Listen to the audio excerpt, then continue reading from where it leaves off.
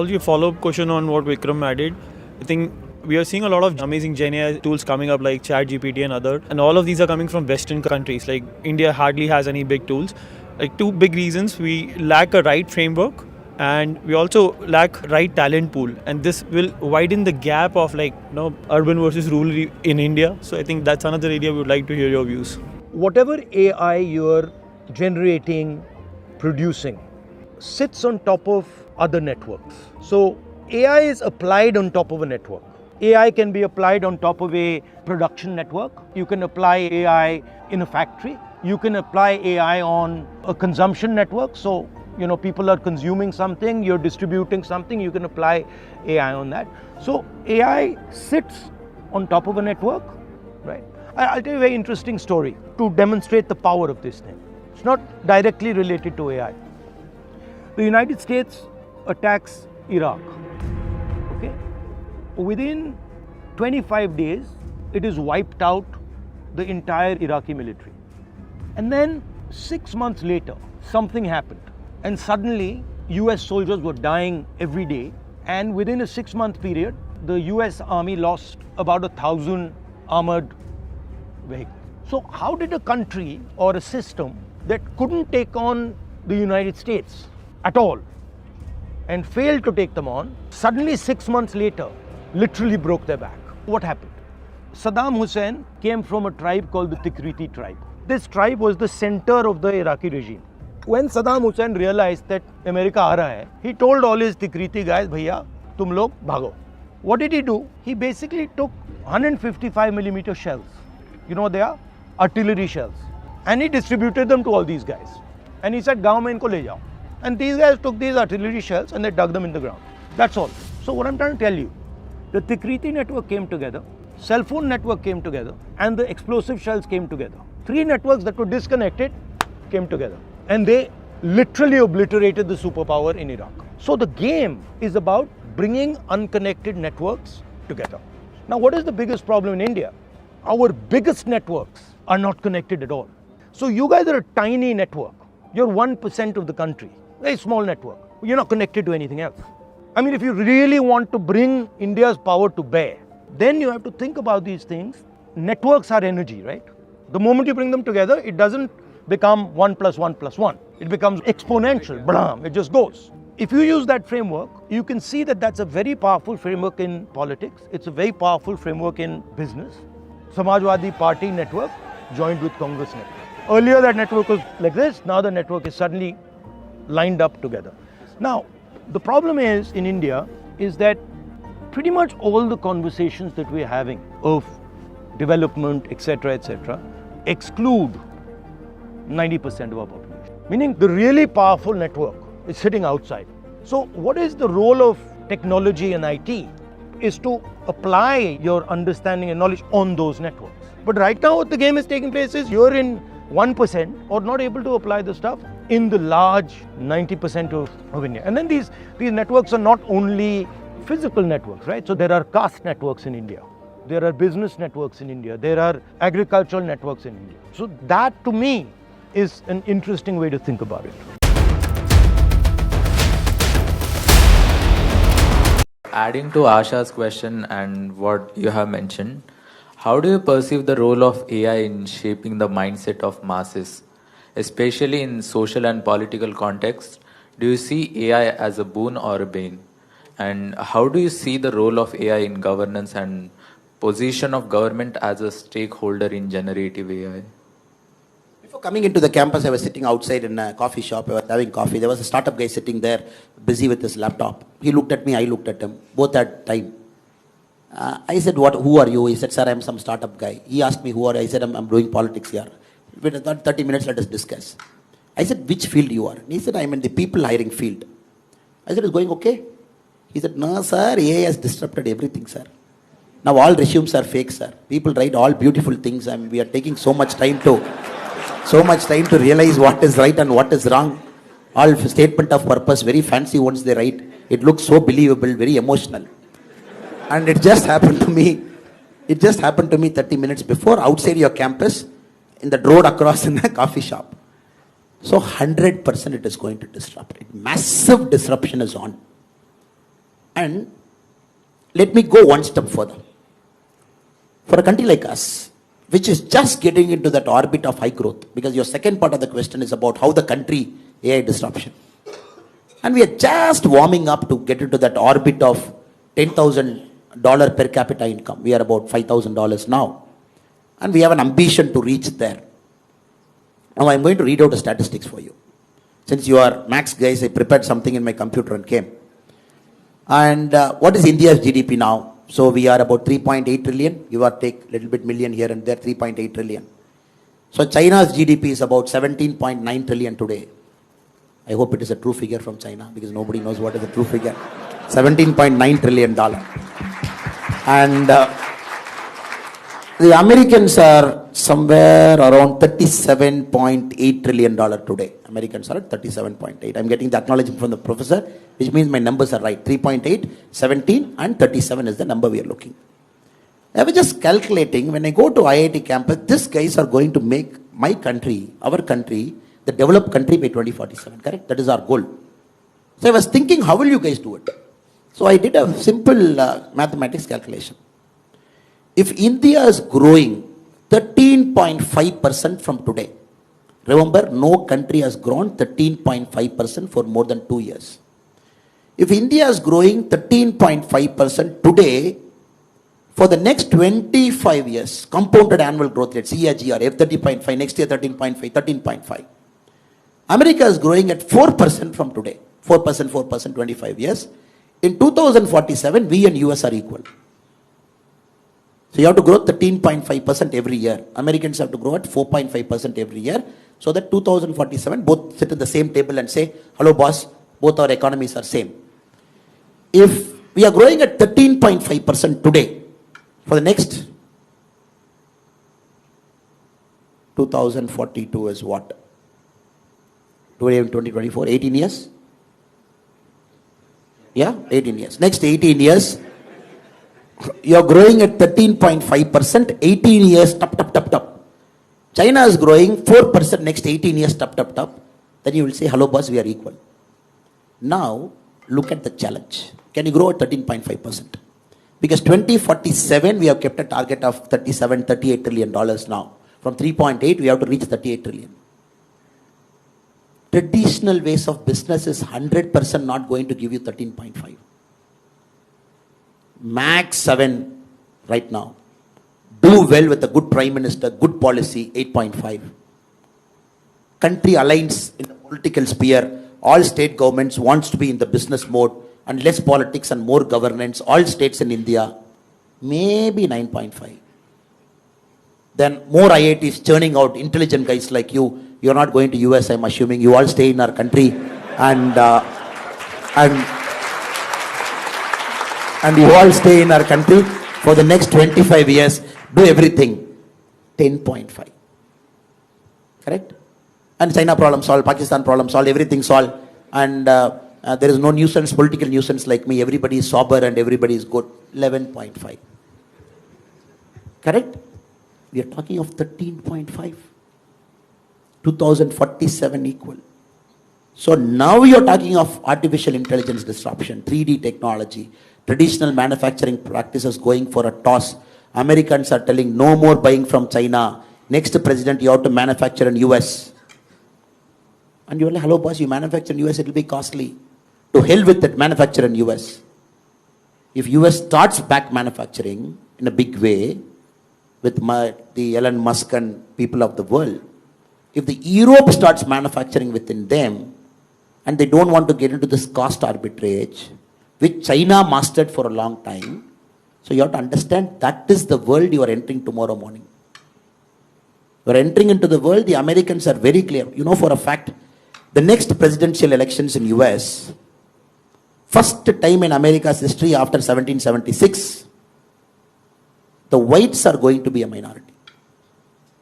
They're going to come down below 50%. So the brown skin and people like me, slightly more browner or black, whatever people call, and they are going to go above 50. Hispanics and Asians and everybody. The traditional whites, the Bible Belts, the Mormons, people inside, the so-called traditional whites, they're going below 50. It is carrying them. And next president election is going to be defined by this thing. Of course, two 83-year-old guys are fighting. So you never know. One guy is walking unsteadily. Other guy is like, I still have energy left. It is going to be the oldest presidential election. But it is not going to be defined by who is more fitter among the two. You are 83, you are 80, come do arm wrestling. It is not that. The American electorate are going to say, look, I am scared. My country, first time I am going below 50%. My manufacturing is not there. I am not getting jobs. My per capita income is coming down. If you look at the groups, the Hispanics and the Asians, their per capita income is growing up because they are more hardworking. Maybe I am not hardworking, but I don't want to work hard. Their artificial intelligence is entering. You start to imagine, it is reshaping the global politics. It is reshaping the way people are voting. Countries are going far right in Europe. Far right. You have seen the current Danish Prime Minister speaking in the parliament. Have you seen the speech? His speech about Muslims, his speech about immigration. Did you see? My God. Different level. He's speaking that kind of language in a parliament because they are forced to go extreme right. And Palestine and Gaza, what? The day one, the terror attack inside Israel. How much killing? 800, 850? Close to 1,000 people. Innocent people died. People who just want to have a good fun in the evening, a party, they got killed, butchered, massacred. What is the retaliation from Israel? Today's count, 29,700. Netanyahu's peace plan is, he's saying, give me the whole Gaza. I want to see what is happening. Let us have control over. Just imagine, it is completely disrupting. People are fearful. People are afraid. People think the supply chain is going one side, probably to our hemisphere. And the south is fearing, the north is regaining control. The north is fearing, south is more noisy. The global south, the north. So you're getting into this geopolitical tension, which was never there maybe 100 years before. Even World War II was not worse than this. Because now there is no powerful guy. There is zero powerful guy. Who will put a regulation? Why should I listen to Americans' regulation on AI? Tomorrow if Joe Biden is saying, oh, this is America's regulation on AI, you all have to follow. I'm not going to follow. I'm saying, who are you? No, they say 1950 I was a great superpower. I will say to hell with it. You are no more a superpower. You are declaring superpower. You are no Pax Britannica. You are not no Pax Americana. For 100 years, one global superpower managing the whole world. Look at America. They want to manage the whole world. You put one aircraft carrier in South China Sea. You put one closer to the Koreans. You put one in the Middle East. You put a CENTCOM command here. You have a Pacific fleet. You have a blue water navy. Everywhere Americans felt, oh, this is my century. I'm controlling the whole world. Middle East fellow have to listen to me. The Koreans have to listen to me. The Japanese have to listen to me. Now, why will I listen to US? If you look at Jaishankarji's statement, the America is listening to Jaishankarji now. He's going to US and talking a language which we never thought in our lives. We will hear an Indian external affairs minister talking in US like that. So the point I'm trying to tell you is, who is going to regulate AI? And it is completely cross-border. And Europeans don't have a common agreement on how to regulate. Some countries over-regulation, some countries lesser regulation. Americans have a problem.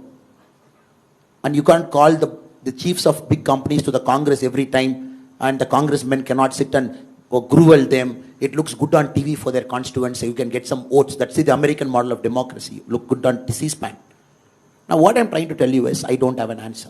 That is why I'm giving a long answer to you. And what I'm trying to tell you is, there is no answer to it. It is going to disrupt. And that is why we need smart guys like you in politics. Because, how many current politicians understand AI? 543 members in the parliament. Yes, they are very good in the traditional politics. Extremely good.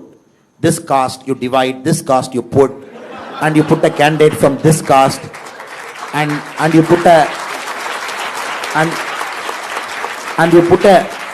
independent candidate from this caste. Sorry, I look this side. Sorry, I'm just going that side. And you put an independent candidate from this caste. He will be the vote cutter, and they will win. Now, unfortunately, fortunately for us, and unfortunately for a lot of people, Modi ji is rewriting the political equation. He's saying, oh, development. And he's talking Vikshit Bharat. He's saying 5 years this and all those things. So now the politics have to change. See, people sitting there in Delhi, Not understanding technology, AI, deepfake, regulation. Over-regulation is a problem. You never know how to turn on that stove because dosa has to be pakka. It has to be correct thing. You have to just flip it and put it. Now regulation has to do that, right? You put over a thing, dosa will become black. Lesser it's uncooked, stomach pain. So I would only say better guys should get into positions of power, guys of integrity like you, guys of intelligence like you, and understand 10 years from now how will it happen, 20 years from now what will shape up, how is the global demography changing, how is the geopolitical tension now. So Google is number one now, 10 years from now who will be number one? And you all know the chip, the AI, what is the AI background, what is the background for AI? Powerful chips drive AI, right? People say AI is not some Bhuta or some something sitting somewhere in Norway and say, oh, I am AI here, hello, hi, hi. It is not that. It is some powerful chips manufactured in Hong Kong by TSMC, which manufactures 56% of the world's chip. And 60% Taiwan.